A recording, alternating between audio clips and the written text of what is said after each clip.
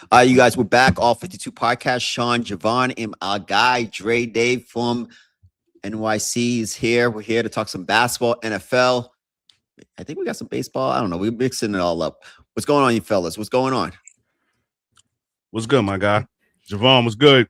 Hey man, I'm happy to be here. I'm happy to be on my home podcast. I've had an eventful, and I do mean eventful, last 3 days. What happened? So the preseason poll came out Monday. Yep. My poll was by far the most different out of all the voters. Miami came in at number 7 somehow, Sean. Somehow Miami came in at number 7. You want to know who the only voter in the country was to give them a first place vote? Was it you? Me. Yeah. And the folks in Eugene are super pissed at me. So I had the Ducks at number 10, which is 4 spots lower than the next lowest voter. Oof. And hold on. When you look at all the teams I had ahead of them, I can say I trust them all to have at least 10 wins, just like Oregon, but win bigger games in December more than I trust the Ducks. Miami, Ohio State, Indiana, Notre Dame, Kiffin's LSU team, his leftovers at Ole Miss, Texas A&M, because Mike Elko is about to have those boys going. Can't remember my other two that I had in front of him. I'm like, no, I'm standing on this one. So I'm getting emailed all week from either Oregon stations trying to get me on or Miami stations trying to get me on. Something tells me check my Twitter requests the other day. I open it up and it's Chris Cope, producer from the Dan LeBatard Show. And I'm like, maybe I will go on somebody's platform this week. Go. So 9:30 yesterday morning, I was on with Amin El Hassan and them on Dan LeBatard. Nice. To go over and give Miami the only first place vote.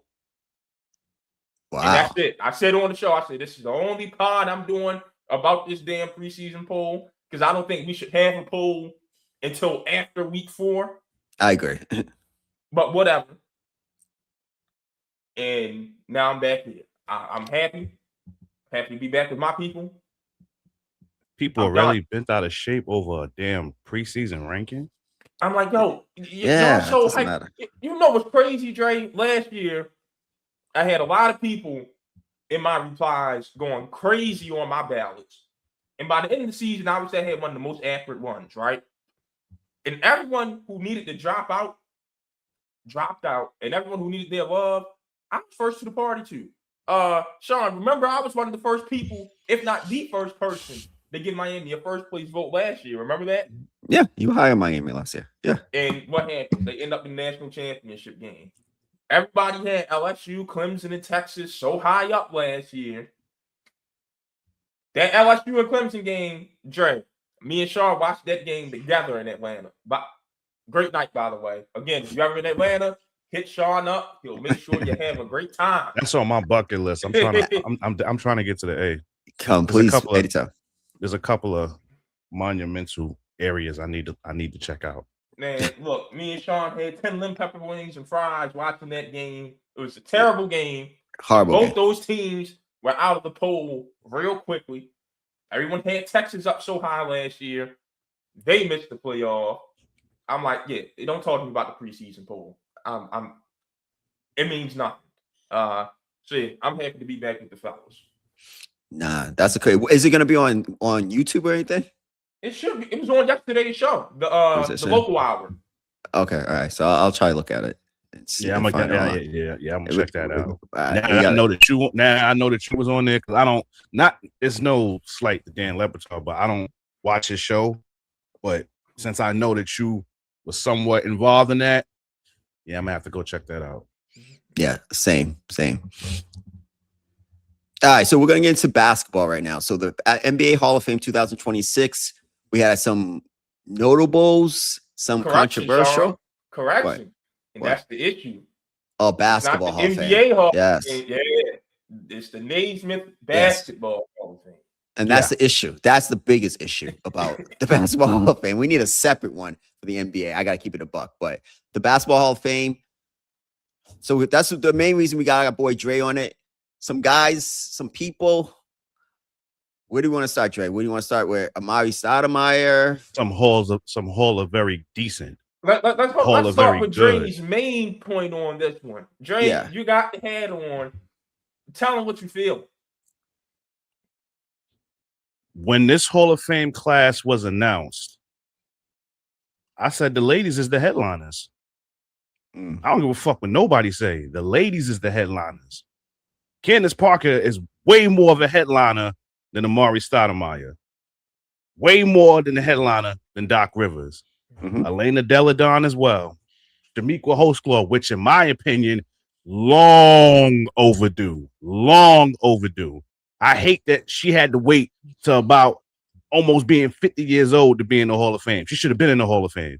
And I'm glad that they acknowledged the 96 Olympic USA Dream Team, because, I mean, I'll say Dream Team, the women's version of the Dream Team. I'm glad that they acknowledged them and put them in the Hall as well. But yeah, the women are the headliners in this class. Like, Doc Rivers is not a Hall of Famer. I can care less what anybody says, but we know why he got in, because, you know, he's the media darling or whatnot. So they had to put him in there. He's not a Hall of Famer. Amari Stoudemire is not a Hall of Famer either. You know, he a part of that community now. So that's why they had to put him in. But he's not a Hall of Famer. And I'm going to continue to stand 10 toes down on that. He's not a Hall of Famer. The only true Hall of Famers in this class is Candace Parker, Elena Deladon, Shamiqua Holdsclaw, and the 1996 Women's USA National Basketball Team. They are the only Hall of Famers in this class. Now, I know Joey Crawford, you know, he made it. Controversial referee, but I'm going to respect him enough to say, yeah, he's a Hall of Famer. Everybody else, no. Mike D'Antoni, he not a Hall of Famer either. I stand on that. I'm going to add one more. I'll give my boy Mark Few the Hall of Fame card. I'm not familiar with him, so I can't even really. I'm not familiar with him, so that's why I left him out. You're shaking your head. Who else has done that with Gonzaga? When you single-handedly stay at a program for that long and turn a mid-major into a national powerhouse like he has, you get the Hall of Fame nod. I get it. He hasn't won the national championship yet. Exactly. I don't know who else could turn Gonzaga to a point where they get to national championships except Mark. John Calipari, Rick Pitino. I could name a few guys who could have built Gonzaga to what they are. But he hasn't won. He hasn't won a natty. So what are we talking about? This is the team. Goes to Dre's point of Mike D'Antoni. I understand the style he ushered into the game, but he didn't win anything. He didn't win that. But Nelly did that first. Mike D'Antoni did not usher in 7 seconds. Jack McKinney brought in 7 seconds. Nasty word. I don't even give McKinney that credit. Go look at the pace of the game in the 60s. Running fast was nothing new by the 2000s. And then it came back with McKinney with the Lakers in 79. And then, like we said, we had Nelly Ball in the 80s and the 90s. Mike D'Antoni didn't create anything. He didn't innovate anything. That is the most overrated and the most revisionist history crap that we have done in the coaching community of basketball, which is give Mike D'Antoni credit for inventing something. Mike D'Antoni ain't invented a damn thing but how to lose a playoff series, 101. You know, the two specialists that are in this class, Mike D'Antoni and Doc Stinking Rivers. Mike D'Antoni invented how to lose a series. Doc Rivers invented how to lose a series 3-1. We gotta stop with those two, period. And I say again, this goes back to my hatred of that 08 Celtics team, because there ain't nobody like that team in the 2016 Cavs who won one little measly championship and go around parading and celebrating as if they were some dynasty. Shut the hell up. Y'all ain't did nothing that the 2011 Mavericks didn't do. Shut up. I gotta just say this: that the team that's going to be 10 years from now, we'll talk about this, might be the 2026 Knicks team. Yeah. Exactly. Okay. Yeah, this Knicks team might be that team we talk about like that. But let me say this: is this the Hall of Fame for the basketball Hall of Fame for the greatest or for the greats or very good? Mark Few, very good, but he's not a great. He hasn't put Mike D'Antoni, he was good. Now I don't put him very good, but he wasn't great. Doc Rivers, borderline good, very good sometimes, but he wasn't great. So when you're saying, Javon, you can't have it both ways. So you can't talk about Mike D'Antoni and Doc Rivers, and then you say Mark Few gets into the Hall of Fame. He hasn't been great. I understand you built Gonzaga, but you still got to take it over the finish line. That's how it works in life. You can't just. But there's still, not to cut your wisdom, there's still some greats that never got it done. And this is where, like, that whole gift and the curse of, but you didn't win, so you nothing. For some people, there's an exception to the rule. Right? Dre, but wait, not to cut you. Name a coach, a great coach who hasn't won. A coach that hasn't won. Maybe Don Nelson, but he won as a player, I think. But he wasn't to him. R.I.P. to him. I don't think he was a great. Yeah, rest in peace, Nelly. But I don't think he was a great coach. I think he was a really good coach. Did Rick Adelman ever win? Very good coach, but not great. No, he's never won. He went to the finals. I really don't fuck with George Carl, so I'm gonna leave him out. No. Shit. Now that I think of it, think of a great coach at any level who hasn't won at least a title. One. So that's my point. You can't even think of that. Stevens was a great college basketball coach and didn't win. Now, granted, his career didn't last as long. It didn't last long. Yeah. Lenny Wilkins won as a player, but he didn't win as a coach, right? Mm-mm. Okay. And that was the damn good coach right there. But was it great? Here's great, yeah. Here's my thing. Mark Few is at 773 and 156 with a win percentage in the 800s. Mm-hmm. The only coach to reach 750 wins faster than him is Adolph Rupp. You look at all the conference titles and all the tournament appearances, 45 and 26 in the tournament, 27 straight tournaments, 2 national championship games, 3 more Elite Eights to go on top of that, several more Sweet 16s to go on top of that. He'd have got my vote. For the Basketball Hall of Fame, you look at what Mark Few has done. It's the issue of we just need to go separate the whole thing. We need the College Basketball Hall of Fame, and the Basketball Hall of Fame. A lot of people have been saying that. Even if we separated it, Mark Few would get my vote for the College Basketball. A lot of people have been saying that they need to separate the two. Yeah, like we got. I think College Basketball has its own hall. Now that I think about it, I think they do. Yeah, and since it does, that's why we do not need the Basketball Hall of Fame. We let FIBA handle the International Hall of Fame. That there be the College Basketball Hall of Fame, but then there needs to be an NBA Hall of Fame because they got people. Like, you don't get the bump for what you did in high school and college to get you over the finish line. To get you over the finish line, yeah. Like, as much as I'm happy Grant Hill got that bump to get over the finish line.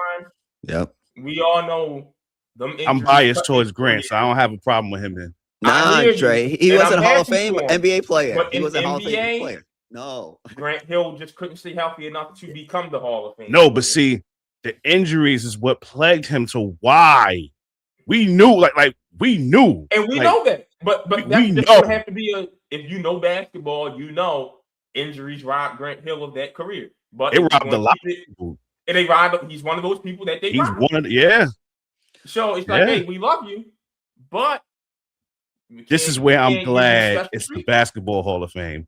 Yeah, those two natties at Duke helped them get in. Exactly. He's the only case where I'm happy it's the Basketball Hall. But look at this. Being honest, if it's the NBA Hall, great. No. Yeah. If we keeping it 100 and they separated, Grant is probably. Well, it's not even probably. It's not even probably. If they was the separated, Grant's not a Hall of Famer. If you look at Joe Burrow in the NFL right now. He had probably one of the greatest quarterback year in college sports. At LSU, and when he's played, he's been really good, but he's not a Hall of Fame NFL player just because you can't add you can't add the LSU to that. So same with Grant. I love Grant, but he shouldn't be in the NBA. But you definitely can't include LSU because it's called the Pro Football Hall of Fame. So exactly, it's not like it's the word pro is in there. Yes. So it don't matter what you did at LSU, because if that's the case, then Tim Tebow should be a Hall of Famer. Because we know what he did in college. Facts. We know for a fact he's nowhere near Hall of Fame in the NFL because it's called the Pro Football Hall of Fame. But the crazy thing is, like, when you think of these Hall of Fame classes, like Doc Rivers, he's the main example. You are an embarrassment of a Hall of Famer because you're going to always be remembered. This is why he's not a Hall of Famer in my eyes. How can you be in the Hall of Fame when you're known around the world, around the states? You're more known for your multiple chokes in the playoffs, which is about, I want to say 3 or 4, where you had a 3-1 lead and choked those away. You're more known for those than that one championship that you won almost 20 years ago. And you a Hall of Famer? That shit's embarrassing. That's nasty work. And this this is not first time talking about Doc Rivers. When the top 75 came out, me and Sean were on here saying you should not have made that list of coaches. Oh, no. Come on, man. Come on. No, Doc is, but I want to actually say this about Amari. Amari opened the door for Blake Griffin and LaMarcus Aldridge, who I feel was just in that age group or same. I think those guys are going to get into the Hall of Fame now because I think Amari wasn't a Hall of Famer. Like, he had some dominant years in Phoenix, but went in New York, then he was injured, and he was a journeyman at the end. More years of his career without being an All-Star than he did being an All-Star. So my point is, playoffs were like he didn't get better in the playoffs. Let's just call it what it is. I'd give Blake and LaMarcus a higher all-time ranking than Amari Stoudemire. Me personally, that's fine. I don't think they're Hall of Famers though. That's the number 1 pick in Blake. And a guy who carried the franchise in LaMarcus Aldridge, who I happen to think is one. Borderline. But I think who? LaMarcus Aldridge. But I think there are tiers to the Hall of Fame. Like, I don't have to think about LaMarcus getting in. Me personally. I don't have him anywhere near the same tiers as Garnett or Nowitzki. Oh, hell no. Oh, no. Like, he's in that tier. Yeah, that's but I do think LaMarcus Aldridge is a Hall of Fame. When we look at, I gotta think about that for one. Me, and I love LaMarcus Aldridge. I gotta think about that. Here's my criteria: football and basketball. How many years of your career can I say you were top 5 at your position? Okay. LaMarcus Aldridge until he got to Brooklyn fits that category easily. And I will tell you what, Sean. Why not got hurt in 2017 and they'd have went on to win that chip, you'd have a completely different look on your face. Of course. Then wait. Go ahead, Dre. No, when you said had he not got hurt, when? Had Kawhi not gotten hurt in 2017, and they'd have went on and win that chip. You talking to a Spurs fan, so I so agree with you on that. That's a different conversation. Different look on his face about LeBron. Agree with you on that. Absolutely. You get no argument from me. Argument from me on that. The way he was carrying that Spurs team, he was doing that in Portland for all those years, and he just did not get the attention because we were all so focused on what Kobe and the Lakers were doing. But that was LaMarcus. Matter of fact, he was better than that in Portland because he still had athleticism in him and had the springs. He just was not getting shown the love because of the market he was in. Okay, well, all right. Then you put just what I'm saying is I had Amari, Blake, and LaMarcus all like in a tier because I see what you're saying about tiers of guys who are borderline Hall of Famers. But if Amari gets in, LaMarcus should get in, and Blake should get in. That's just Sean Kemp should get in. Is Sean Kemp in it? That's more of a reason on why. That's more of a reason on why. I didn't know that. Because like you set the precedent for putting these type players in. So if Amari is in, oh yeah, Sean Kemp has to be in. I didn't know he got to get in. 1,000%. You ready for that? You ready for this? Go ahead. Marbury should get in. No, hell no. Completely different conversation. Marbury should get in. No. But if it's about China, where he didn't overseas and stuff, yeah, he should get into. Marbury should get in. If this is the criteria that you're going with by putting Amari in, then y'all need to put my man Marbury in. Y'all need to put him in. I agree. I'm only going off of what they're doing. My man Marbury need to be in the Hall of Fame. Wow. I didn't even think about him. He but need that's to be in a the great point. Oh no. But hold on, Trey. I will say this. It's not like he was in one of the good international leagues. Huh? It's not like Marbury was in one of the good international leagues, though. Like, if he were in the Euro League, then I'd have a conversation with you. China, though. But the impact he's had over there. The impact. Because and they still ain't producing nobody. Sean, I'm glad you used that word impact. Because now I'm about to bring it home. We got somebody in the Hall of Fame now from China. Impact. Marbury got nothing to do with Yao Ming. What? Please tell me why Yao Ming in the Hall of Fame. Yao Ming came in the league when Marbury was still in the NBA. Is Yao Ming a true Hall of Famer? That's a simple yes or no. Ooh. He wouldn't have gotten it for me because we didn't see him at his peak for long enough. I rest my case. Yeah. Why is he in the Hall of Fame? Because of impact in China. That's the only reason why he's in the Hall of Fame. He's one of those players that injuries plagued their career. Mm-hmm. We knew he had the tools. Like, yeah, was nice. We all remember that game where he went one-on-one with Shaq. We remember that game. And we knew right then and there, this dude about to be something. Yeah. Unfortunately, injuries plagued him. And unfortunately, it's a lot of players who got injured that the injuries plagued their career. And unfortunately, Yao was one of them. Yao's not a Hall of Famer, but because of the impact, good point, with China, that's why he's in the Hall of Fame. So if that's the case, then they need to put my man Marbury in there. And I'm not just saying that because he's from Brooklyn like me. I'm just keeping it real. No, you keep it his impact in the NBA. Huh? No, but Marbury was a good player for something. Yeah, no. I ain't saying he was chump change. Oh, okay. But let's talk about his career. Let's talk about it. Number one, his ass should have stayed in Minnesota. Absolutely. Oh, yeah. Yeah, absolutely. Yeah. Phoenix got better when he left. Yeah. Jersey got better when he left. Yeah. Yeah. And those Knicks ain't do a damn thing. Oh, yeah. And I do mean not a damn thing. Yeah, nothing. You're right. He was just a stats guy in the NBA. Mm-hmm. He matured and became a Hall of Famer overseas. Marbury's saying is he just the first person from the and one era of the Rocker to actually be able to have a good NBA career. Okay. Yeah, that's a good point. I don't think me and Dre disagree, but if you're talking about impact, but what I'm saying on the impact part is y'all bringing up Yao is two completely different things. Yao's impact on China came from being so good in the NBA. Marbury's impact on China came from nobody in the NBA wanted him anymore, and he went and dominated a crappy part of the world. Ain't no good Asian basketball. Part of the world. Damn. Yeah, he's disrespectful with that. Yeah, my man. What good Asian basketball is there? I don't think there's any good.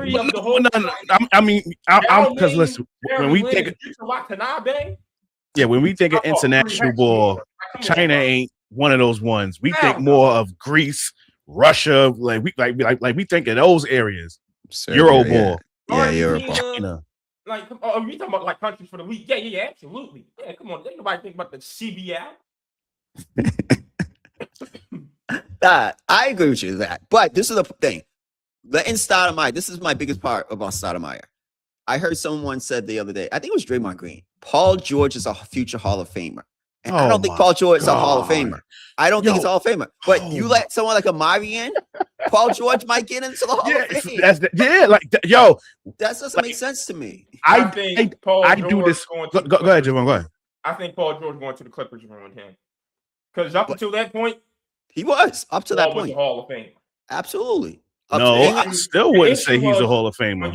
Hold on, Trey. Because when you went from being a number one option, taking your team to the conference finals in Indiana, to had you not hurt your shoulder, you'd have been MVP in OKC. He was dominant on that team. Oh, he was dominant. He was that dude. Yeah, he was the MVP until his shoulder got hurt.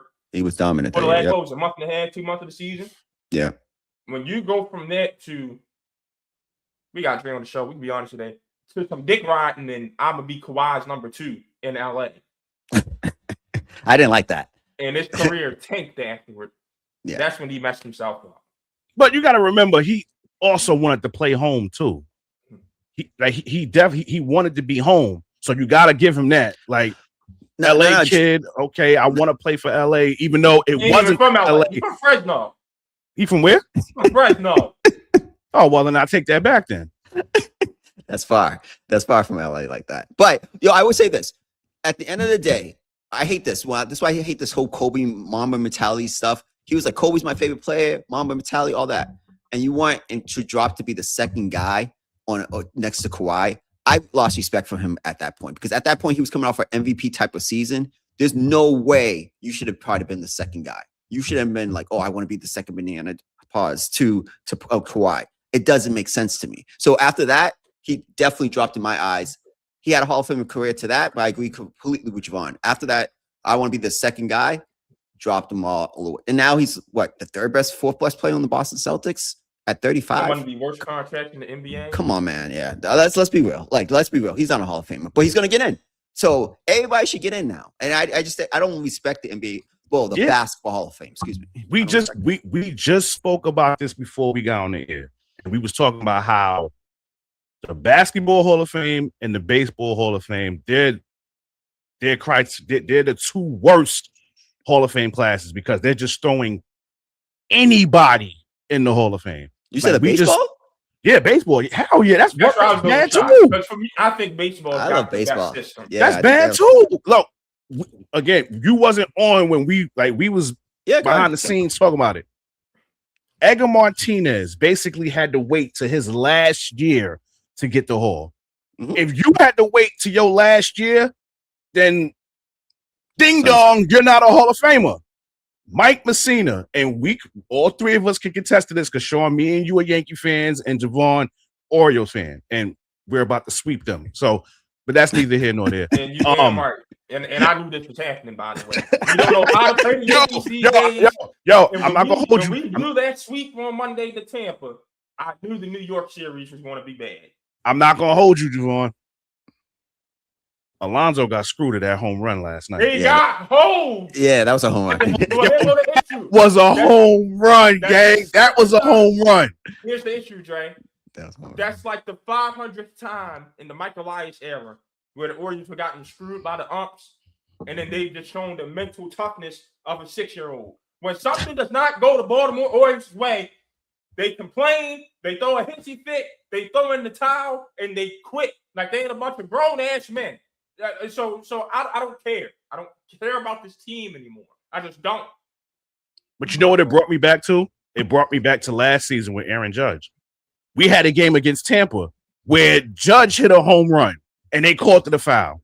So I'm like, these umpires. I'm like, okay, WNBA refs are horrible, NBA refs is horrible, and now MLB umpires are horrible. I just don't respect referees in any capacity. It's crazy. But yeah, to stick to the topic, like, you got so many people that are in these Hall of Fames that are not deserving of it. It's like, okay, we just need to have a certain amount of people in. We got to hit that criteria. Like, if it's supposed to be 8 people, we're gonna make sure we reach them 8 people, even if we throwing people in that shouldn't be a Hall of Famer. Like, again, Edgar Martinez, dude had to wait 10 years. If you had to wait that many years, then it's crystal clear you're not a Hall of Famer. You're not a Hall of Famer. Mike Messina never won a Cy Young. How are you in the Hall of Fame and you're a pitcher and one of the probably the most prestigious award for a pitcher? You never won. You never won that. It ain't a problem. The Cy Young gets the most prestigious award for a pitcher. So how can you not, without one? Yeah. How are you a Hall of Famer and you don't have the main criteria? That's a good point, because they're both. I think that what hurt Martinez, it was the era he played in. It helped Messina get in because of the steroid era, because he was a pitcher. I think Martinez was hurt by the fact that, hey, you played in the steroid, we're gonna just accuse everybody. So even though we clearly knew Edgar Martinez was one of the best hitters I've ever seen, that swing was beautiful. Taking away from him for that. But I think he got punished for that because they were like, oh, well, you were part of the steroid era too, so blah blah blah. But he was a great hitter, and I think he got which didn't happen for David Ortiz because he was a DH and two. But I think those are the two things that held him against it. But there was no way, if you watch baseball in the 90s, early 2000s, that Edgar Martinez wasn't a Hall of Famer. Like that was dumb. But I think baseball has the best. Like I still think it's wrong that Clemens and Bonds are not in it because they were Hall of Famers. Come on, man. It loses respect and credibility off of that to me because it's like, yo, those guys were Hall of Famers before these allegations. Let's call it spade a spade. But A-Rod should be in. I know that's gonna be controversial, but I think A-Rod should be in. I'm with Dre on that. Why? I think A-Rod should get in. For what? He was A-Rod Hall of Famer, bro. When? In Seattle? When? He started taking steroids in Texas. No, in Texas, that's where he came out through the drugs. Texas and New York, his whole career. When do you know he was taking drugs or not? Man, listen. Steroids saved baseball. It did. And they need and that's my thing. They can't be you can't penalize these people about it now when you knew it was happening. Yeah, you knew it was going on, and now you want to punish these dudes. Nah. Now you want to punish them. Now you want to get a sense of morality. That's BS. Well, let's call it space pay. When they got caught, Manny Ramirez included, and then they had to get off the roids. What kind of play? And maybe they were past their prime, but what kind of hitters were those guys after they got caught a couple of times? Those wasn't great hitters. So I don't know what they were. Manny was still that dude in LA. People forget he played for the Dodgers. I remember, but he was Manny was that dude. His uniform was baggy as shit, but that nigga, he was putting in work in LA. I ain't gonna hold you. That 2009 playoff run, even though we won and we beat Philly, I was so hoping we played LA because it had been storyline like, yo, Joe Torre managing the Dodgers, and now we about to play him in the World Series. Like I was so on the edge of my seat, hoping we would have played them in the World Series, but obviously we wound up playing Philly, and we know how that turned out. But yeah, I was so hoping we would have played LA that year. That's another franchise that goes a little too crazy over that one championship. Them 09 Phillies. 08.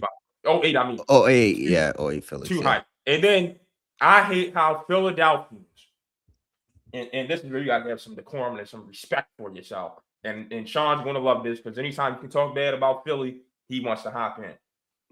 The way they claim Roy Halladay. Yeah. Killed me.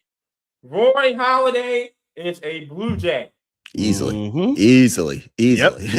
Yes, he is. Man, God bless the dead. God bless the dead.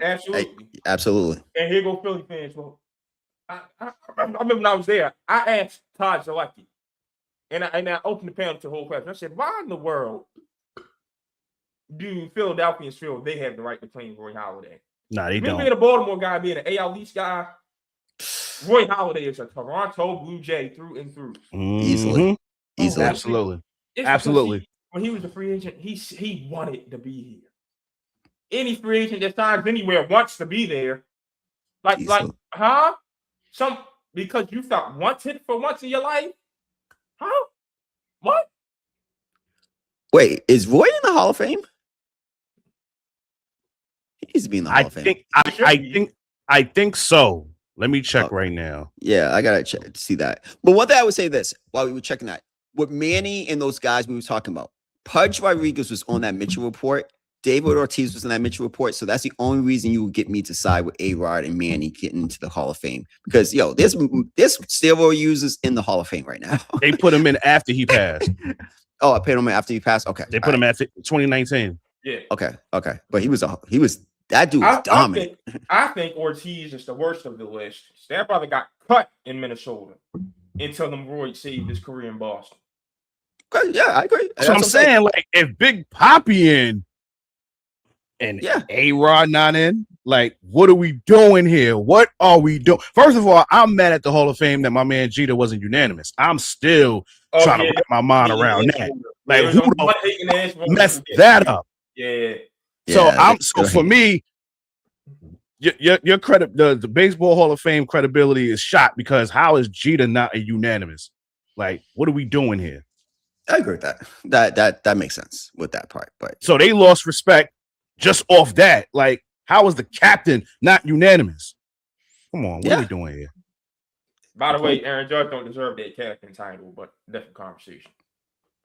We had to give it to him when he was going to San Francisco. And this is my problem as a front office guy. I'm cutthroat with it because he was on his way out the door until we threw that to him. He got traded because you piss down your legs in the playoffs every year. You ain't getting the captain patch. I'm sorry. The Yankees are supposed to stand for excellence, the cream of the crop. Oh, I absolutely agree. But you do know supposed to be, and he does not minimize that. But you do know who's in charge of our franchise right now. It's not the boss; it's his kids. Yeah, exactly. And Cashman, who I don't understand why he's still there, but man, that's a story for another day, man. Yo, Dre, the Yankees and the Lakers both had that problem. There were Yankees before Steinbrenner, before the Steinbrenner family, and there will still be the Yankees after the Steinbrenner family. Jenny Buss needs to go ahead and accept that with the Lakers. There was a Lakers before Dr. Buss, God rest his soul. Right. But there will be a Lakers after the Buss family. And it is time for the Buss family to go. Because the kids ain't Doc. They are not Dr. Buss at all. No. And these kids is not the boss. I don't know what Palenka. I don't know what Palenka and Cashman have on those two families, but they must have the Epstein files. Yo, I was just getting ready to say that. And the Steinbrenners. I was like, yo, they must got some files or something. Dre, no other place. First of all, Bill Belichick won 6 titles in 20 years. They got him rid of him after 4 years after Brady left, right? Listen, Cashman has been the general manager for the Yankees for 30 years. It hasn't won in 17 years. Facts. Where do you get to keep your job? Like, if Belichick can't keep the job, and he's the greatest coach of all time, who are you to keep your job for 30 years and 17 years without winning a title? Keep his job with the Showtime Lakers. Yes. No one should be absolved again. No. If Pat Riley and Bill Belichick can be shown the door, you gotta go. Yeah, you gotta go. So he must got some info on these folks that he's still around. You got to. 17 years. And Michael K, I sent a group chat talking about, we're always in contention. I know it's been 17 years. I heard him. I was like, yo, I lost respect for Michael K just hearing that. I don't care. I don't care about being in contention. That shit means nothing to me. When we've been around, see, Javon, you can stay out of this one because like this is we're used to winning with them pinstripes. Yeah. So all of that whole we compete and we still we're not the Milwaukee Brewers. We're not the Milwaukee Brewers. It's a responsibility when you put them pinstripes on. It's championship or bust every single year. Just because Jeter ain't there no more doesn't mean that standard ain't there no more. When you put them pinstripes on, we are expected to win. Now, unfortunately, there's a team in LA now that's holding hostage the MLB now. But yeah, when you put them pinstripes on, we ain't just concerned about winning divisions or winning pennants. No, when we get to the World Series, we're expected to win easily. Now, here go my question. If I just threw all my pride and hate to the side to say that exact same thing, why I still got to get a shot thrown at me, Jerry? That's crazy. I couldn't help it. I couldn't help it. And I know a little something about winning. Listen, I might not know nothing about winning with the Orioles, but I know a little something about winning. I know you do. My Lakers. I know you. I'm with you 100%. I know you sympathize with the Yankees right now because my Lakers are going through the same thing. I'm deeply hurt and offended that my dear friend Derek Victor Drake would. This nigga went government on me. Such a shot at me after I swallowed my vomit. I had to strike a nerve if you went government name on me, yo. That hurt me deeply. That hurt me so very Javon, hold on. The Lakers won the title in 2020. It's 2026. It's been 6 years. Let's talk. Hold on, Sean. But let's be real. There's some people out there that do not. There's some people out there. Yeah, there's some people out there that do not. Me personally, a championship is a championship. Like, me too. I respect it. Everybody has the opportunity to win. Yeah, exactly. But here's where I understand the asterisk. Because we know who Data Davis is. If there's no break for everyone's body to reset. Yeah. And we know Anthony Davis was the MVP of the playoffs that year. Yeah. Yeah. Does he stay healthy enough to go on that run? Oh, hell no. Hell no. That was a healthy one. Stevie Wonder could see that. No, but I have to give him credit for this. That was the healthiest we've ever seen Anthony Davis that year. Yeah, remember, he had 3 months to get right. No. I'm talking about before that. Remember, they had the best record in the league. Yeah. He was really good before that. They had the best record in the league. That team was the best team in the league. The Clippers were, but I don't give the Clippers because the thing was they finally figured out how to beat the Clippers. They had the last game. Sunday showcase game. Yes. Before the suspension. Yeah. It was at the Staples Center at the time, but it was a road game, quote unquote. I still remember that game. I was like, oh shoot, this seems for real. So that shit's still a Staples Center to me. I don't call it that crap now, man. Hell no. Yeah, it's a Staples. Yeah. And so I'm just like, I agree with you on that. But it's still 2020. I don't discredit championships. Like the Dodgers, remember, we said the Dodgers won that title in 2021. Mm-hmm. Oh, remember, Sean, we were on this podcast. We said they have to win in a full season to validate that. Yeah, because they were so good. We didn't say that. We did say that. And they've validated it. They've won what? 2 in a row, three out of 6. Yeah, maybe win 4 to 7. They're about to win again, unfortunately. Are we sure? They got it, bro. Sure? Listen, look. I hope somebody can dethrone them. It won't be us, but I hope somebody do it.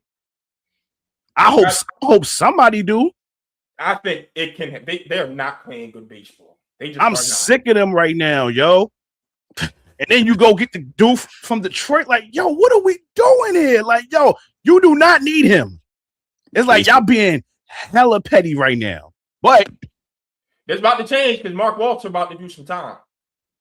No, what it needs to change is the salary cap in baseball because this is ridiculous. Yeah, it's not. And we're Yankee fans, but it doesn't make sense. What's his name? I think he's the head. Well, no, he's not the head baseball insider because I think that's just past. Tim Kirchin still is. What's his name? Jeff Pazon, something like that. Passing, yeah. Yeah, Passing is surpassed Kirchin. Yeah, Tim Kirchin ain't number one. Kirchin the OG, so I'm gonna always hold him in high regard. Yeah. He said it might be a lockout coming. He said it might. It's a definite. He was on all the smoke, and he's basically anticipating a lockout. Yeah. Oh, it's happening. There's not a question about it. Well, good. Let the lockout happen and let the Dodgers not win this year. So that'd be a beautiful way to go into a lockout for them not winning. So our only hope is Atlanta. I think our only hope is Atlanta to get them out because I don't see anybody else beating Milwaukee. them. I think you're hating on Milwaukee. I think you're hating on Chicago. I am hating on Milwaukee. I ain't convinced with them. I think you're hating on Milwaukee and Chicago, man. Them teams in the Central got something for the National League. I hope so. I don't want the Dodgers to win. I don't. So I'm rooting them on. Show me something. I think if the Dodgers lose, I'll be transparent. It will have to be in the World Series, kind of how the Diamondbacks beat the Yankees in 2001. An upstart team that upsets them in the World Series. That's the only way I see the Dodgers. I don't see the Dodgers not getting out there. That loss still hurts. I just don't think there's anyone in the American League that I say is a true World Series team. Until Boston gets their stuff together. I think Tampa could beat them. I think Tampa's just prone to some walls, man. Like, I love the way they play baseball. I don't want them niggas winning either. They ain't out division. I love the way they play baseball. I don't want them winning either. To a bad series. Their bullpen is really good, though. I love their bullpen. I hear you, but when I see you drop 3 or 4 to this Orioles team at home, their offense might not be able to keep up with the Dodgers. Who knows? Who knows? It's gonna be a good postseason when it happens. Look, our big guys are coming back soon. Are they? So as long, because we keep hearing soon from Booney and Cashman. What is soon? End of the month, September. We'll see. I do like George Lombard. Like George. Woo, we got one. Finally, we got one. Volpe ain't seeing them pinstripes ever again. He's done. He's gonna get traded. You better frame that jersey because that's the only way you gonna be looking at him. He better swallow his pride and learn how to play second because that's his only chance. Because Jazz is a free agent and they're not bringing him back. He better swallow his pride and learn how to play second. That's the only way he makes the big league team next spring. Yeah, I think Jazz is gone. I don't think he's coming back. He just had a Yankee. It's not even just about being a Yankee. The production sucks. Yeah, that's my point. That's what it is. Yeah, like, he's one of our popular players, but it's the production that's not there. And I'm looking at Gleyber Torres the other day. His stats batting 278, I think it was, or 280. And I'm thinking, damn, Gleyber too early. We gave up on him too early. That's exactly what I thought. Granted, y'all didn't develop him. The Cubs. And sometimes that's just what it is. Like the development system within an organization just isn't there. Because the Orioles had that problem. We had that with Kevin Gausman and Jake stinking Arrieta, bro. When I'm talking to Arrieta was a sorry ass reliever for the Orioles. Goes to the Cubs and is a Cy Young World Series starting pitcher. Oh, Lord have mercy. Don't get me started on the Buck Showalter era of pitchers. That's frustration. But Lombard, I agree. I think we finally got our shortstop. It may be next face of the franchise. And it's early, but that defense, woo, boy, special in shortstop. Gold glove levels already. Like he's special defensively. I got another up and coming guy for you. That Josh Baez kid in St. Louis. Oh, the one who hit the 3 home runs? Yeah. 3 ABs or 3 homers. Yeah, he a top prospect like that. He looking like another great shortstop in them pinstripes from past years. Lord have mercy. Come on, there wasn't some defensively great player. He was great hitter. I wish people would. I wish people. You know what it is with Jeter. As far as his defense, he was a great shortstop. But here's the problem. Allow me to ladder to the completion. I'm listening. This is the problem. The era that he was in, he had A-Rod, Nomar, and him. They was the big 3. He was the least out of them 3. He came in at the end of he came in at the end of Ripken. Yeah. And Ripken was still that guy at short. So when it comes to all 4 of them, he by default he was the worst. But people act like Jeter was a horrible shortstop. He wasn't a horrible shortstop. Oh no, I ain't saying he was horrible. He just was not a great defensive shortstop to me. No, I'm not going. No. I did not have the athleticism or the arm strength that classifies as a well, guess what? Those historic plays tell otherwise. He did do the jump throw. Plays say otherwise because he didn't have the arm strength. Because he was too weak. Yeah, he didn't have the arm strength. That's why he did the jump. It's a classic move, but he did that because he didn't have the arm strength. Hey, call it what you want, man. Call it what you want, man. We gotta call a spade a spade. Hey, but look, like Michael Irvin said, but look, Dre, like Michael Irvin said, you can't argue with the Jordan. No, you can't. No, you cannot. Absolutely not. And all the guys you named, their postseason numbers don't even compare to his postseason numbers. So there's great hitter. Yeah. Average defender to me. That's all. Yeah, he was average. Yeah, he was average. And he won a couple gold gloves off of reputation. He made the plays that needed to be made. The routine, yep. And he didn't let the simple ones get by him. That's all that matters. There you go. Yeah. Jay, you sticking around for anything else, or are we letting you get on with your morning? What else I want to speak on? I mean, college football. I'm not gonna hold you. I'm not fully in tune with it right now. I think this year might be the year where I'm gonna really, really pay attention to it. But as far as anything else, I mean, I'll watch it. I'll watch it in the chat. But I do want to say this before I go. I'm glad the Basketball Hall of Fame acknowledged that 96 women's Olympic team. I think it's very important that they got acknowledged because for some reason, when we think of Olympic teams, that team in particular always gets overlooked. Hell, there's a documentary out for them. Yeah. So for those people that are interested, y'all need to check out that documentary. Amazing documentary. And I love the fact that they acknowledged them, and RIP to Nikki McRae, because unfortunately she wasn't here to get her flowers for that 96 Olympic team. And I'm just glad that this year our great legends, our great Hall of Famers, which was the women, I'm glad that they got their much deserved flowers, even though we knew Candace was going to get in regardless. We knew that already. You know, some people was iffy with Elena Deladon, but I'm like, y'all don't know basketball if y'all iffy about her. Because me personally, I still, I still think she can still play. She could shoot up right now. I think like watching the shooting stars. I'm like, yo, I think she could still go.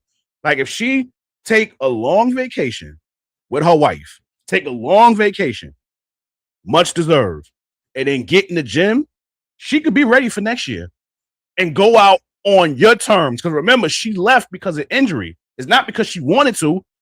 It was because of her injuries that she kept getting. So she still probably got a good year or two left. Now, we probably not going to get it, but I would love to see her still play because I know she still got it.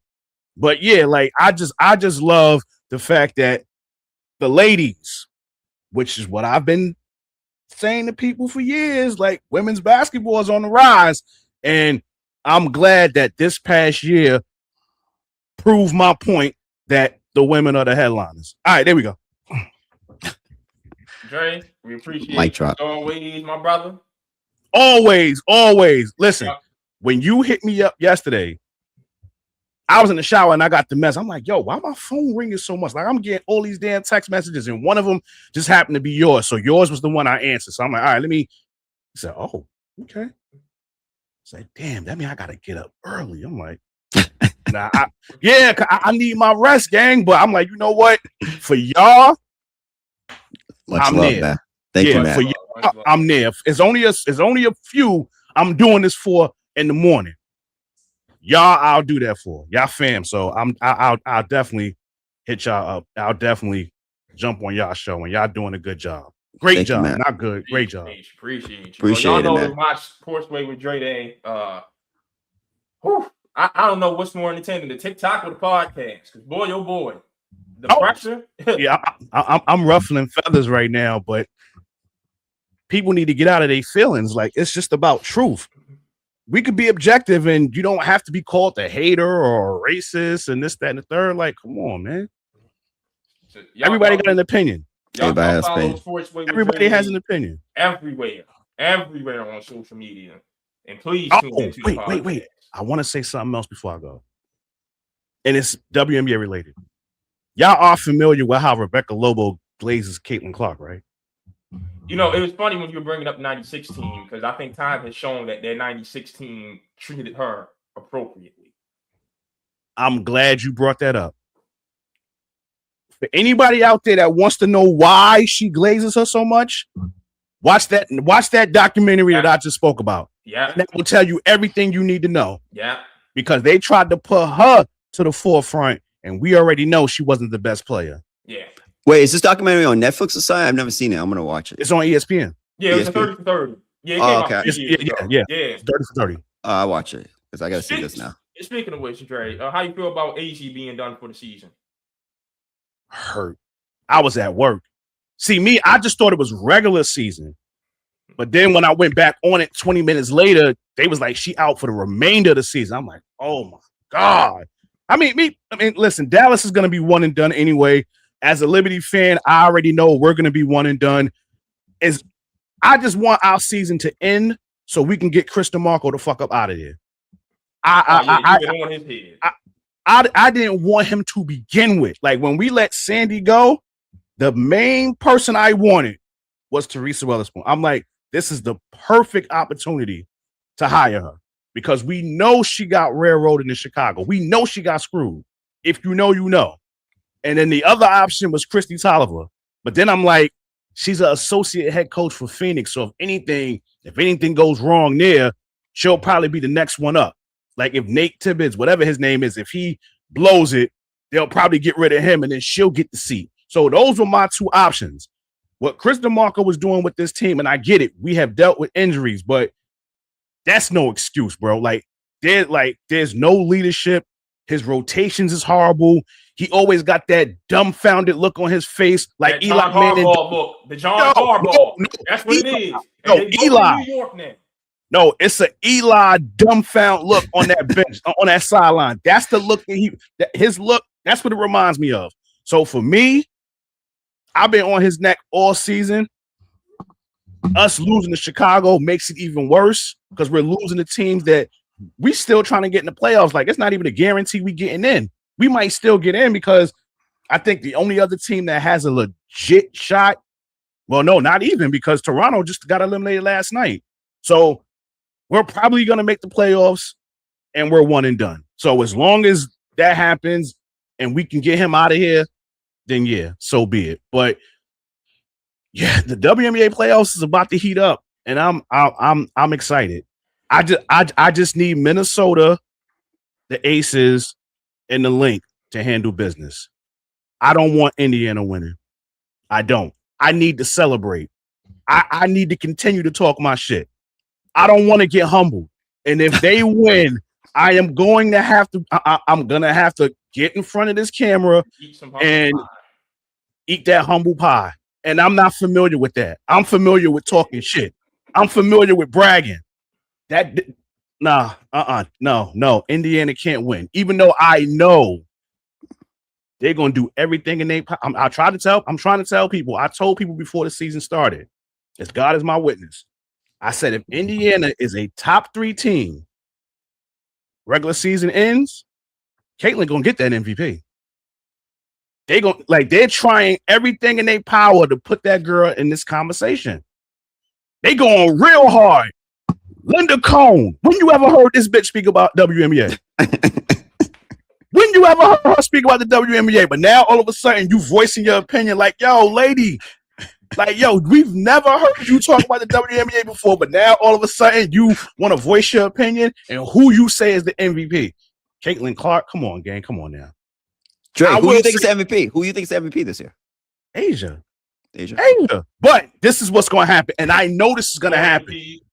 Yep, that's the part I'm afraid of, because I was speaking to a colleague at work about this yesterday. Shout out to Skylar. I was telling her, I'm like, yo, they're going to have voter fatigue. They're not going to vote for her. But we know she's the MVP. We know she is. But my whole thing is, even if she doesn't get it, let's say they don't give it to Asia, the next person to get it should be Olivia. She got that Minnesota team rolling. Yeah. You take Olivia. And Fisa was out for a long time. Bingo. Like, me personally, when Minnesota drafted Olivia Miles and Nafisa was going for half the year, I knew Minnesota would still be good because of the system, and then Cheryl Reeve being a fantastic coach. I knew they would still be formidable. I didn't expect this. And they've been the best team all year, and that's attributed to Olivia Miles. Because I remember, because you know how we do, like, we be 5-6 games in, and we already talking about MVP. So 6-7 games in, I'm like, yo, Olivia looking like an MVP right now. I was on Threads getting chewed up. We fast forward a month later, I'm like, what y'all got to say now? Yeah, I can't disagree with that. I think for the league, the growth of the league, I'm going to keep it a buck. We need the Lynx and Fever in the finals. I'm just going to say that. For the growth of the league, in the conversation to help grow the league, it needs to be the Lynx and the Fever in the WNBA finals. I'm so afraid the Fever are going to make the finals. Mitchell spent special this year, by the way. Mitchell Clark. She's the Boston. MVP of the Fever. She's the MVP. Yeah, like, she's been carrying this team since last year. And right now, she just tied Asia record for consecutive games with 20 points, which is exactly 20 games. Yeah. And if she plays the night, which they play Dallas, she has the opportunity to break that record, be the sole person to have 21 consecutive games with 20 points. But we don't know if she's going to play or not, because she left the last game. They said something about heat exhaustion or something like that. She was basically worn out because she's been carrying this team all year. Like, homegirl, Caitlin didn't get thrown into this MVP conversation until she had that 45-point game against Seattle. And that was before the All-Star break.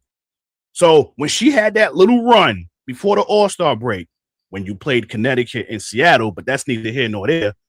When she had those 2 games, that's when they threw her in the MVP conversation. The regular season started in May. What was you doing back then? I gotta be honest. She's always going to be in the conversation. She's always going to be pushing the conversation. We know that. We know that. But okay. I'll say it on here now. At this present moment, right now on my vote, like, because even though we don't have votes, we just do it because we love it. Right now, she's on my list because I can't put Stewie there because I love Stewie and she's holding us down, but I can't have you in an MVP conversation. You're eighth seed. I can't do it. No. Paige, she was on my list. I gotta drop her down. So dropping them, I had to put her in, but she's still not the favorite though. Hell no. No. For me, the top 3 is Asia, Olivia, Kelsey Mitchell. That's my 3 for MVP. Yeah, Asia could win it every year, but it's like Otani, and I know we'll eventually talk about that. I think eventually it's voter fatigue. Yeah, it's voter fatigue. Yeah, and she a sister, so you know that they tired of this queen having all these MVPs. They tired of it. Yeah. Oh, another thing before we go. Well, before I go, Nneka Onwuemeke. Thank you. Yeah. Thank you for a great career. Future Hall of Famer, Springfield will be calling you soon. But if you're retiring to be the commissioner, I'm all for it. Ooh. I'm all for it because we need this heifer out of here. ASAP Rocky, we need her gone. So if you're retiring because you got something lined up that you don't want to say, I so hope it's to be the commissioner of the WNBA. Because we know we already know you solidified as a player.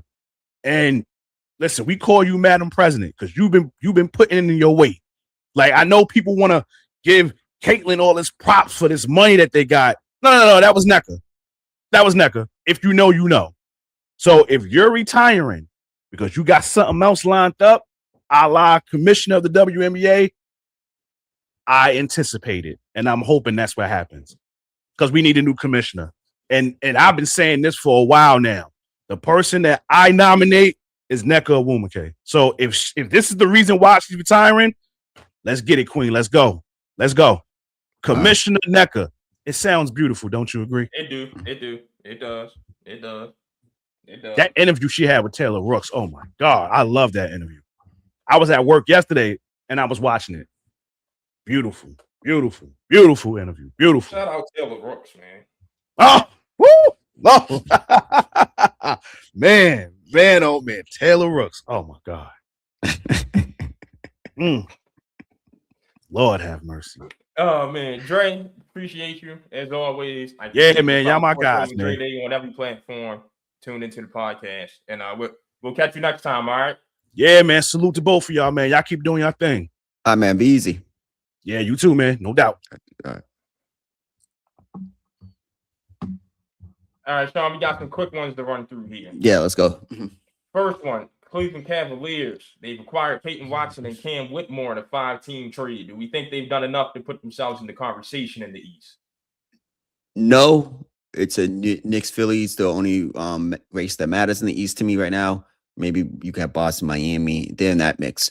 But this says the biggest sign to me is Jokic watch. That's going to be the biggest story of the NBA season. Jokic will not be back as a Denver Nugget. I saw that trade. Did not get better, did not do anything for the right now. Jokic will be, I would think about moving Jokic if I'm them to get something on return. Austin Reeves, Cam Carr, Walker Kessler for Nikola Jokic. So for Cleveland, I think this makes them a team of ifs again. If Peyton Watson can play the way he did when Jokic was out, and if Evan Mobley, this is your signature line, if Evan Mobley can take the step. Yeah, I've been saying for that thing for like 2 years now. They went to the conference finals. You know, if you leave Harden out, right, and Tyson and Watson can become those consistent wing options for you, because Donovan's probably running the one with that team, with Mobley and Allen. You got those three able to get buckets out there. Sean, you're the king of there's no such thing as a point guard. But Mobley and Allen, they can at least get to the conference semifinal again. But I don't think this puts them in the conversation with the Knicks and the Cavs, just because I cannot go off of a stretch of Jokic-less basketball for Peyton Watson. Get good, but I need to see it continue for 4 seasons. They have Harden. That starting lineup is good, but who's the bench? Tyson, who else? Who's on the bench? They lost a lot of depth this season. I'm going to say they got Trey Mann in return for the initial deal. Unless Trey Mann got rerouted, actually, yeah. Yeah, you got rerouted in the deal. Yeah, so I ain't got nothing for you. Yeah, I got nothing for that. All right. You got conspiracies in LA. Sean, you called it. The NBA, Adam Silver themselves are not going to do anything to the Clippers. But I still stand by Pablo Torre's reporting on this one. And then Mark Walter's selling everything right now because he's under investigation for loan fraud. And the people who are smarter than us say there's a real chance that he goes to prison. The Lakers, I hope this means Pelinka's gone. Because listen, Jeannie Buss might legally be in the right here with her brothers trying to sell the team. They doing everything they can to get back at her. I respect the pettiness. Although she may be legally right, and I think the brothers terrorized our franchise, I am on their side because it is time for Jeannie to go. That is the cashman of the NBA. Jeannie's got to go so Pelinka can go. And on the Clipper side, like, I'm with Draymond. Every team should bend all the rules they can at this point. And Silver's that scared of owners. If you got one of these deep-pocketed owners, do whatever the hell you want. But turn it into college football. Me and the college sports. Let the inmates run their assignment. Because that's the precedent that just got set. Well, spend it, throw them out there. Let them play. Yeah, I think that, like I said last week, so I don't want to, because I know we're doing quick hitters, I knew it was going to happen, and just because, like, I don't think you could pull all the owners' money together, and he has just as much money as some of these owners, maybe 2/3 of the league.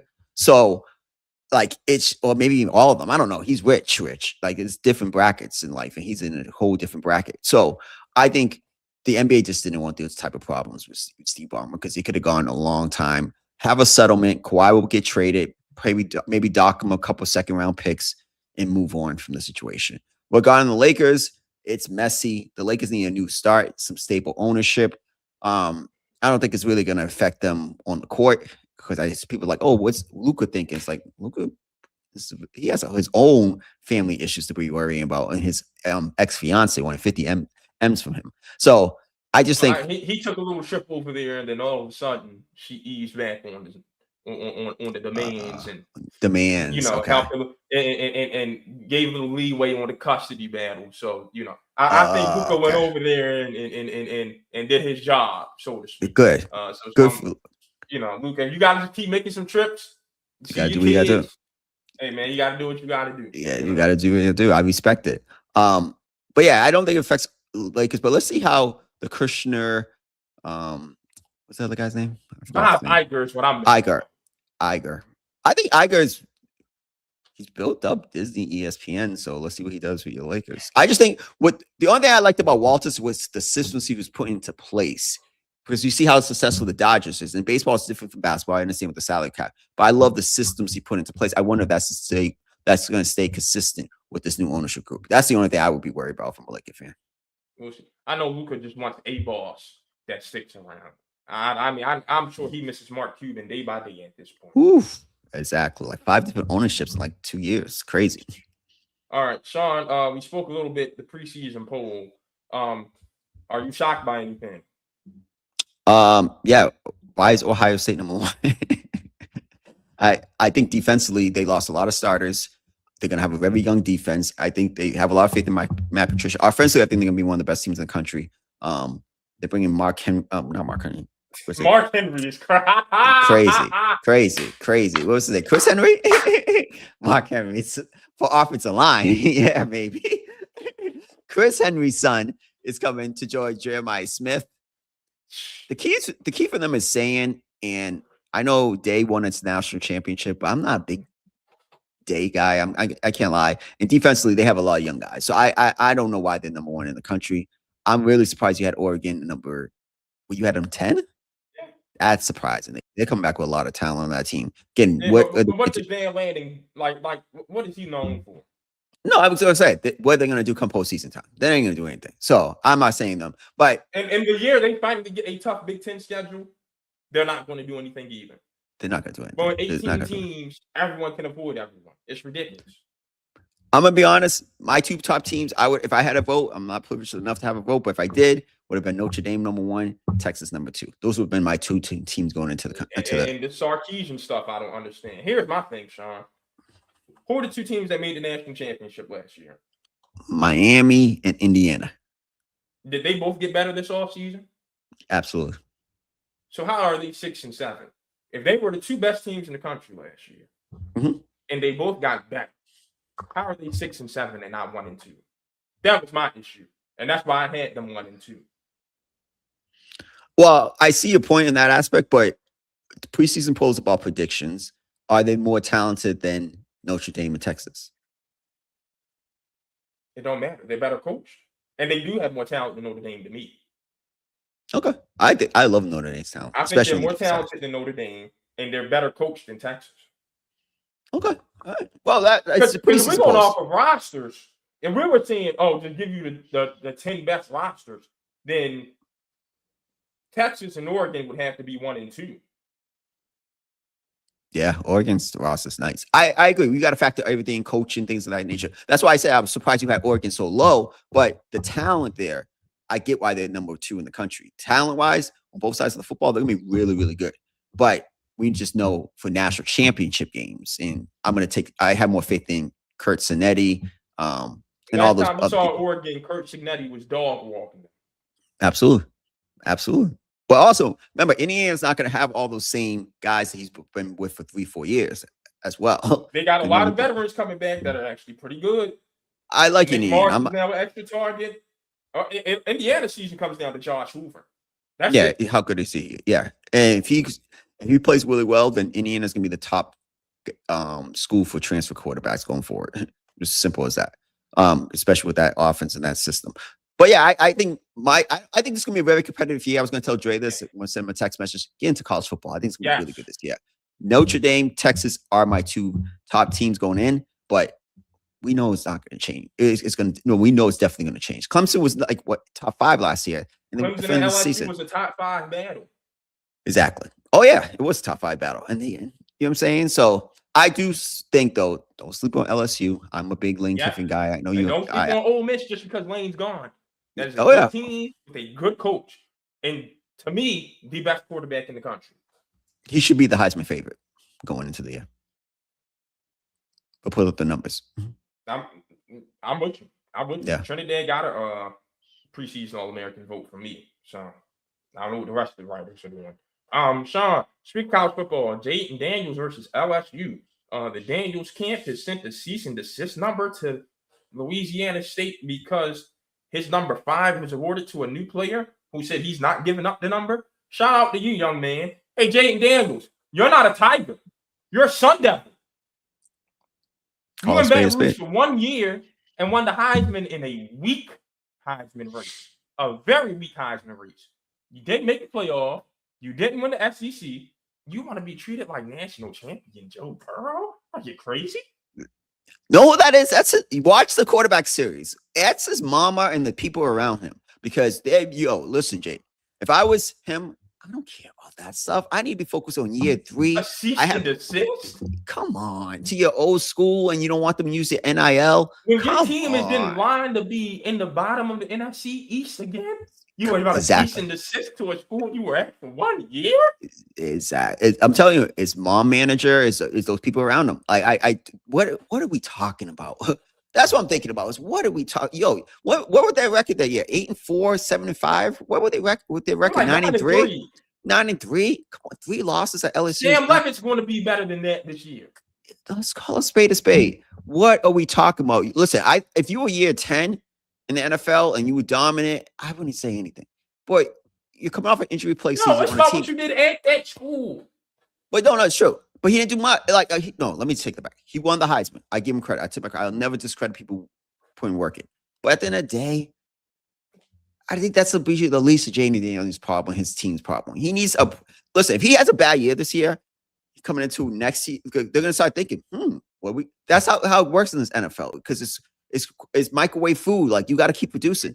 Worry about establishing yourself where you're at now. Why are you going back? Let the kid wear number 5, especially whoever promised and recruited him, Brian Kelly's staff. That was wrong. You promised him number 5, and you didn't let him wear number 5. No, you got to hold your end of the bargain. If I was him, I want to wear number 5. I'll leave the school if you don't give me a number 5 because you promised me something. You can't recruit me on false pretenses. I don't believe in that. Well, if there's another staff that promised you that, I'm not beholden to their promises, but I'm going to sign you out. And you shouldn't be so mentally weak that you leave over a jersey number unless it really, really, really means something to you. I think of that movie, The Fan, with Wesley Snipes, where he couldn't hit a damn thing unless he had his number 33, whatever. But at the same time, Jaden Daniels ain't nobody to bow down to. Oh. At the end of the day, Burrow's number's not retired. Your number's not retired. And I read somewhere they don't retire numbers or something. Even though Burrow and some of those guys' numbers from that 2020 team should be retired without question. But that's their school rules, and who am I to judge what they say? And that's another thing. Leave school traditions to schools and their fan bases. Good point. Us outsiders can't keep, but yeah, my brother, the LeBron fan, thing I keep trying to explain to him about the Lakers and the all-time Lakers list and jersey retirements. Yeah. Y'all don't know nothing about us coming from Cleveland. Y'all don't know nothing about success. Leave it to us to talk about all-time Lakers and what classifies as an all-time Laker. Y'all ain't qualified for this conversation. Does your brother think LeBron's number should get retired as a Laker? Yes. He thinks he's one of the all-time. He thinks he's a top 5 Laker. He's not. He's not. I can name 5 off the top of my head right there. West, Shaq, Kobe, Magic, Kareem. There's a list. Well, he probably don't think he's top 5. He might think top 10. But no, LeBron ain't a top 10 Laker. Like one of my homeboys, one of the agents that I deal with, when I posted that on Instagram last week or the week before, it's like no top 10 for LeBron and Wilt. No, they were not there long enough, and they each have 1 championship to their name. And Wilt let Walt Bellamy take his lunch. Wilt damn sure ain't on the list. Yeah, who's the other 5 over those 2 guys? Let's just go all time. Yeah. George Mikan has to be on the list. Yeah. Eric West has to be on the list. Yeah. Alvin Baylor has to be on the list. Yeah. Kareem has to be on the list. Who? Kareem. Kareem has to be on the list. Yeah. Magic has to be on the list. We're talking about Lakers here. James Worthy has to be on the list. Kobe has to be on the list. Shaq has to be on the list. And again, we're going to go back to the sticking point. We are talking about Lakers. Mm-hmm. I don't care what anyone says. And you kind of hinted at this a couple months ago. Derek Fisher has to be on the list. Because there is no such thing as a Kobe ring that isn't a Derek Fisher ring. He said he should be in the Hall of Fame. I saw that too, but now we're giving everybody the Hall of Fame. He should probably be in too. The Hall of Fame. If Robert Horry's not in the Hall of Fame, he no role player should be in the Hall of Fame. No. If the Lakers were to consider retiring Derek Fisher's number 2, I would understand it. Okay. Me personally. Wow, Michael Cooper has to be on that list. Easily. The 6th man of the year. The defensive specialist. Byron Scott has to be on the list when we're talking about Lakers. The only problem with the last couple of guys you named, I got to be honest. Well, with LeBron and Wilt. LeBron and Wilt were the guys leading their championships. Wilt wasn't the guy. No, that was still Jerry's team. Wilt was not the guy. All right, well, if he wasn't the guy, there, they told Wilt to start passing the ball. All right, but if he wasn't the best player on the team, he was the second best player on the team. LeBron, if he wasn't the best player during that run, he was the second best player. Yeah, and LeBron was number 2 on those teams. I'll give you that. Okay. And you can't be one chip don't cut it in LA. No, I never said to cut it for if you want the top tier, but to get into the top 10, you can't put the role players. When you're a bus driver or a co-pilot, you ain't getting the same respect. Who do you think is more beloved in Los Angeles? All those guys over LeBron. Okay, then. So that's all we're talking about then. That is what the top 10 of a franchise is. Listen, he broke the record of Kareem as a Laker. He won a title as a Laker. Like, yeah, I just can't. He brought the Lakers back when the Lakers would shell themselves out. We gotta stop this. If they didn't get LeBron, they were getting Paul George and Boogie that summer. And look what that would have happened to them. They would not have won a title without Paul George. Been back relevance. but they won't have won a title. And this whole LeBron saved the Lakers are always going to be relevant with or without him.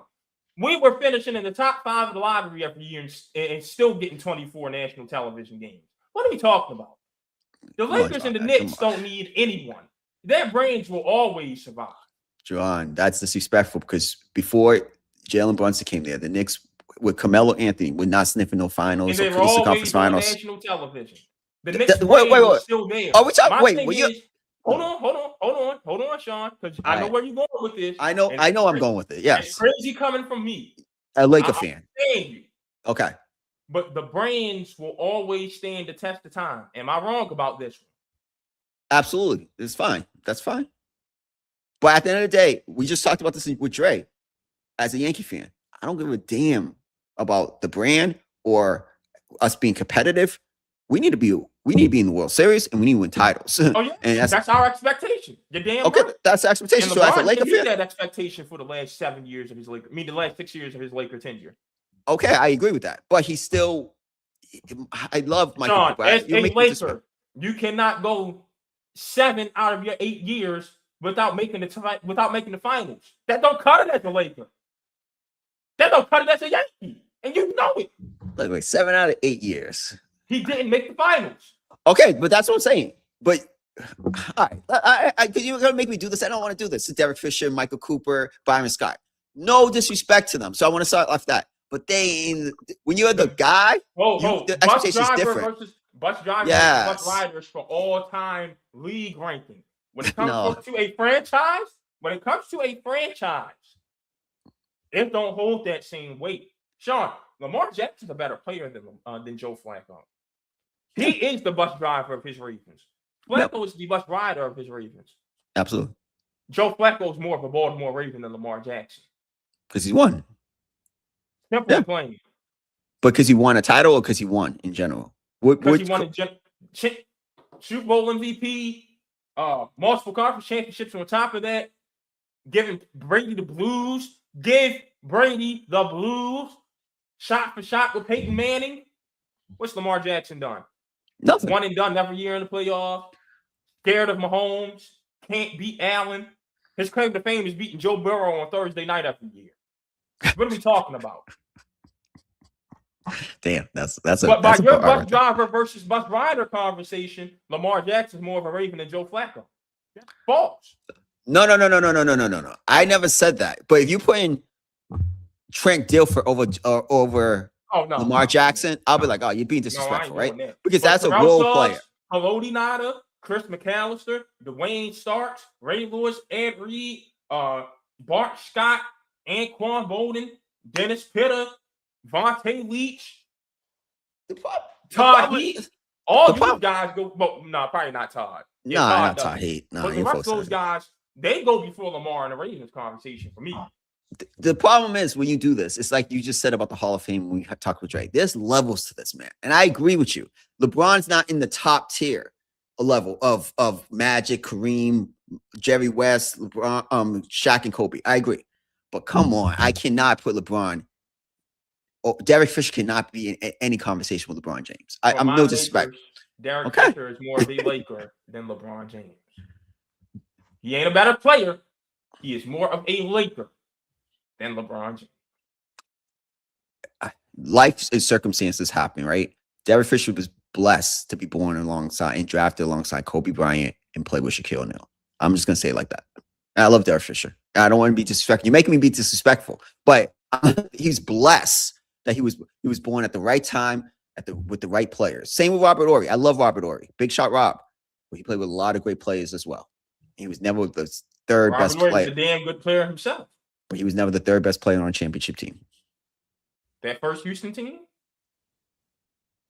Okay, I'll give you that. But whoa.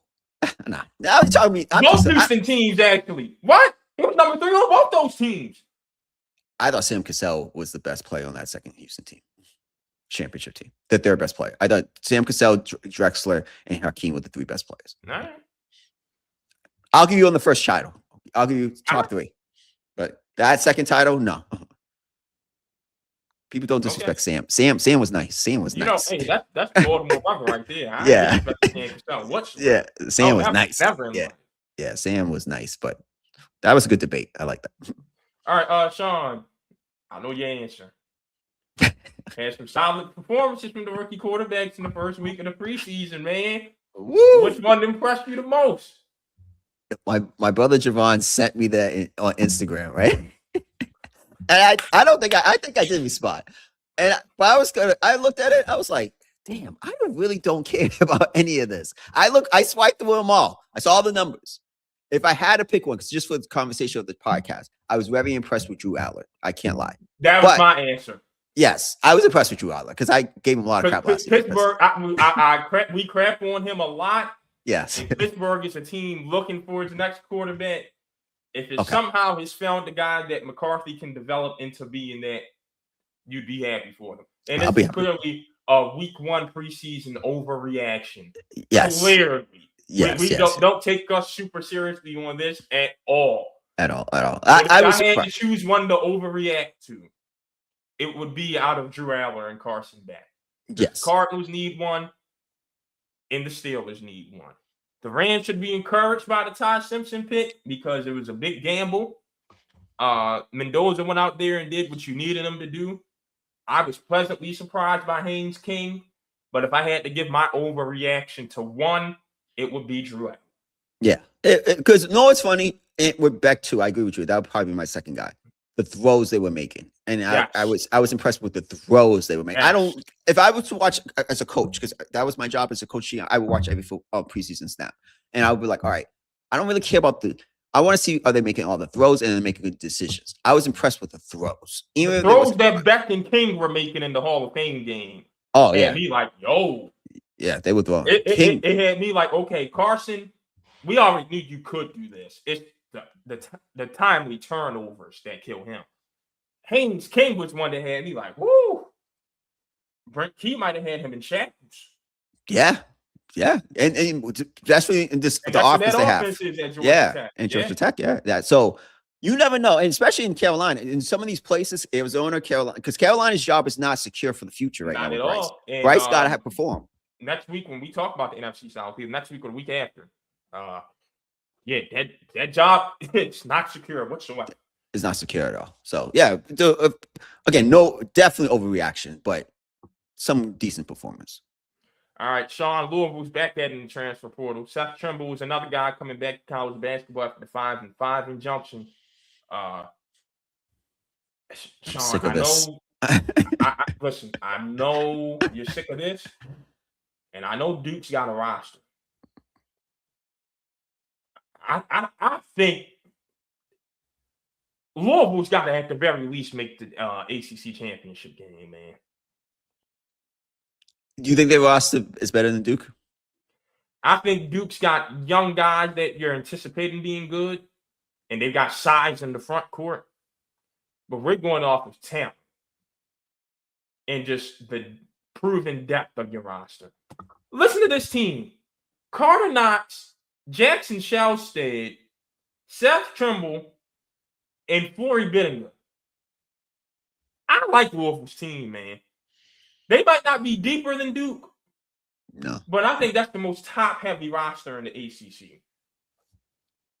Yeah, because that 4 competes with Duke's 4. Because, again, Duke's been doing it for 20 years, 20, 30 years. It works. Like, getting all these young kids, top recruits. I'll never disrespect the pedigree for what worked over there. But that 4, Louisville's doing – I actually like their coach in the way they play. Because Mikel Brown was in and out the roster, a lineup at the end. But they are, if they're not the favorites, they're definitely co-favorites with Duke. Duke is always going to get the benefit of the doubt from me because they always get the top guys and they're always ready to play. I've never seen a young Duke team not guys, some of them, but most of the time they're ready to play. Like I'm very impressed how prepared they prepare these guys at Duke. So I would still have Duke number 1 with a close second with Louisville. But Louisville's deep up. They're top heavy enough to make a run to the Final Four, to be honest with you. Yeah. Yeah, because their roster is top heavy enough to make it. They just got sustained injuries because the depth is not there yet. Yeah. All right. On to our schedule. Yes. We're starting with the AFC South. And we're running up against it here. All right, just go. You go first and I'll go after. All right, so I got Houston first place by a long shot. Me too. Now, this is going to end badly for CJ Stroud because Houston's going to be 13-4, and they will be the second seed in the AFC. And they're going to lose in the divisional round because CJ Stroud just can't cut it. And that division is so bad. Like, I got Jacksonville and Indianapolis tied in second place at 7 wins each. I really do. And I got Tennessee last at 2-15. Cam Ward's going to be on the hot seat. Indianapolis is going to realize he's got some more growing to do with that roster because Keenan Allen ain't going to be enough. I don't like letting Michael Pittman go to hand the keys over to Alec Pierce whatsoever. And you're always relying on Jonathan Taylor's health. And I'm not going to bet my money on Daniel Jones being elite this year. I'm just not going to do it. Yeah. You know, in Jacksonville, it's a tough schedule. It's a tough schedule. Tough schedule for them. For both of those teams. Yeah. For the whole conference, I looked at the schedule. I'm like, I did it twice because I was like, nah, these teams can't this bad. So I had to give him some wins. And I was back and I'm like, I can't give him more than I gave him. Ah, man. All right. So would you have them at 13-4, the Texans? And we're on the same agreement just because the defense is that good. Just because the defense is that good. And the offense has weapons to bail TJ out. Yeah. The reason I didn't pick I have them 11-6 winning the division. I gave them a few losses because of CJ. I can't lie. CJ can lose them a game. You're right. Yeah. If they had a better quarterback, I think they could probably go 13-3, 13-4, 14-3. That's how good much I love their defense. I got Jacksonville at 9-8. Yeah, that was tough. I have the Colts at 7-10, and I have the Titans at 4-13. I just don't. I think that there's a bad draw. Them going with the NFC East this year. I just think the NFC East has 3 teams I really like, and I don't think the Commanders going to be as bad as I thought. And you go like in the Giants, man. You don't even know where I got. You'll be surprised. Yeah. Yeah. Philly's winning it by 1 game. And I'm going to tell you how, Sean. So the NFC East will come down to the last week of the season. It's a shame that Philly and Dallas don't play each other. However, what did I text you? Where's the group chat at? Because I had a few divisions coming down to the last weekend of the season, right? Yeah. The NFC West and the AFC North will come down to the head-to-head matchups at the end of the season. Seattle versus LA and Pittsburgh versus Baltimore. One of them is going to get Sunday night. One of them is going to get a Saturday game. The NFC East, on the other hand, Philly and Giants, Dallas and Washington. One of those is going to be the 4:30 game on Saturday, and one of them is going to be Fox's America's Game of the Week on Sunday. The Eagles are going to lose to the Giants that week. They're going to lose to them Saturday night on some nonsense. Okay. Which is going to set up Dallas. If you beat Washington Sunday afternoon, you'll be tied 13-4, 4-2 in the division against Philly. And somehow, some way, that's always gives the team a tiebreaker in the NFL. I don't know what's so lazy about it. And they're going to have every opportunity to win the NFC East. And they're going to choke to Washington. They're going to choke on America's Game of the Week last week of the season. So Philly's going to win 13-4. Dallas is going to come second, 12-5. Ooh, the Giants and Commanders are both going to be 5-12, but the Giants are going to have the tiebreaker because they're going to win an extra game of the division. They'll be 3-3 to Washington's 2-4. Damn, you got the Commanders and Giants being bad. Whew. Yeah. What makes you think the Giants are going to be good? They played their starters in the preseason and still look bad. I don't want to hear them. I don't. And at least that coaching staff, Sean, I got to go look. Hold on. Matt Nagy. Hold on.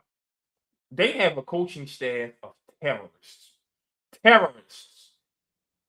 John Harbaugh, Matt Nagy, Brian Callahan, and Greg Roman. That is I throw Willie Taggart in there because I didn't forget what he did as a head coach in college. That's the offensive staff of terrorists. Terrorists. What with a bad O-line and a quarterback that ain't it. Yeah. I'm high on Dart than you. When's the last time your Harbaugh had staff in that offensive line? Well, it's going to be bad for Jackson Dart. When's the last time Harbaugh had a 5-win season? Again, stop. He ain't the Ravens culture. I knew some of the reason they wouldn't. Don't disagree. He's that bad of a coach. He's that bad of a coach. Yeah, he's going to make the Giants with a lot of talent. We know they have a lot of talent on that team. They don't 5 and 12. Anything on that offense but a receiver named Malik Neighbors. That defensive line, it might be the best defensive line in football. And what's the back end looking like? What's the linebacker core looking like? I've seen teams win Super Bowls without a great secondary. And when Harbaugh didn't have a quarterback, which is what he's going to have this year, you want to know what he had? 5 wins. What year was that? The Giants are going to be nothing more than the 2015 Ravens. Ooh. Wow. 2015 Ravens? Yo, you're going in and out. Can you hear me? 2015 Ravens. Yeah, I hear you. All right. I'm going to just break down real quick. Cowboys 11-6. They win the division. I got Philly. I don't know. A lot's going to be on Jalen Hurts this year. I got them 10-7.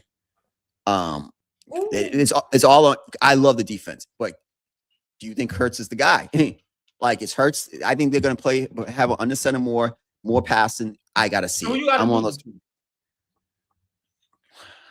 Well, I have them splitting with the Cowboys. Yeah.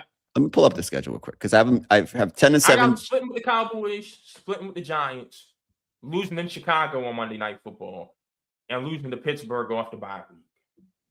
All right, hold on. Let me pull up the schedule real quick. Because I write my notes a bit. I just go through the schedule and I write my notes. So we'll break it down real quick. So I have them beating the Eagles, the Commanders, beating the Titans. I have them losing to Chicago, losing to the Rams. I have them losing to Jacksonville. And you know what, Sean? That's where I'm gonna flip up. That's where I'm gonna flip up. Because the only reason they're gonna beat the Rams is because they have their number. But a letdown game overseas against the Jacksonville team that's used to it, I can see that happening. So I'll bring them down to 12-5 with that. I have them losing to the Texans. I have them splitting with every team in that division. So that's 3 losses: lost to the Texans, lost to the Rams, lost to the Jaguars, lost to the to who did I say else? So that's 3 losses: Commanders, Cowboys. What's going on? Oh, and I have them losing to Seattle. So that's 7 losses right there. I'm not mad at those losses. But I what is good? Yeah, exactly. That's where the difference is. What do you feel like? And Seattle has a chance for that secondary if McDonald turns Trayvon Diggs and Terrion Arnold back into their peak selves. I'll switch that's an NFC Championship team. Easily. Yeah. I have faith if he has those 2 guys playing and Arnold play. I don't even think Arnold's going to play this year, but you have Arnold and you have Diggs and they played to that level with Witherspoon on the other side with that defense. Oh man, them and the Rams in the NFC Championship game again. But yeah, I got the Cowboys 11-6, Eagles 10-7. I got the Giants 9-8, and I have the Commanders 7-10. You're a little more. You got more faith in the back end of the NFC East than I do. 5-12. Both teams going 5-12. There's too much talent in the Giants go 5-12, man. You don't like Dart. That's the problem. You don't like Harbaugh. I don't like Dart. I don't like the O-line. I don't like the coaching staff. I'm not going to hype the whole team up because of one unit. You don't like the receiving core. You don't like the running backs. You don't like nothing. Damn sure I don't care about the running backs in New York. What? Tyrone Tracy and Cam Scatterbull? No. Let's see. I think Dart's going to be better. The key is the offensive line. If he can't stay healthy, Jameis Winston's not leading them to 9-8. then I could see a 5-12 season, 6-11 season. And I think the Commanders will be better, but not. The Cowboys will win that division. And I actually was flirting with the Cowboys being 12-5, but Dak will do some Dak stuff, and I'm like, oh gosh, Jerry might say some Jerry stuff. I have to get that out of my mind when I'm doing these schedules sometimes, but I don't know. All right, well, that's all we got this week. Well, Sean, do you have anything else? So what's next week? The AFC. Next week is hold on. The AFC North and the NFC South. Final week of the regular season stuff for us. AFC North, AFC, okay. AFC North and NFC South. NFC South is going to be hot garbage. Yeah, I haven't done it yet, but I don't even know what that record's going to be yet. But the AFC North, I'm excited to do that because I don't know who's going to win it between the Bengals or the Ravens. I think it's a 3-team race in the North. Well, the Steelers, yeah, it's going to be tough. It's going to be tough. I'm going to have fun watching the AFC North this year. Yeah. And Cleveland. No, I don't think Cleveland's going to be a bottom 5 team this year, Sean. I'll be honest. I don't think they're making the playoffs, but I think that's going to be a team where it's like they win more games than you think. I would say this. Completely say this. Cleveland has a lot of talent. They're just missing a quarterback. If they had a quarterback, and they might get it in next year's draft, or one of these guys might take the job. I think a month of training camp is going to let Todd Monken see just how he kind of schemed this team up. And I think they have the roster to do it. They have the roster. I have to give Andrew Berry in that team. They just don't have the quarterback yet. Maybe Watson looked. We want to overreact. He looked decent. No, he looked good in his first thing. Shador didn't look good at all. Maybe Watson. That overthrow hurt Shador because he was right. It was the right read. I mean, dude was open. Just a bad. Yeah, it's bad throw. So gotta make the routine throws. And this is a big year for Watson too. I would say this because either he's going to be a starter going forward, or he's going to be a backup somewhere if he doesn't. Because he's only 30 years old. Like we forget how young he is in the scheme of things. So let's see. But Cleveland's going to be better. It's going to be a tough division to do. But I'm going to start that this week. All right. Well, that's it. We out of here. We out.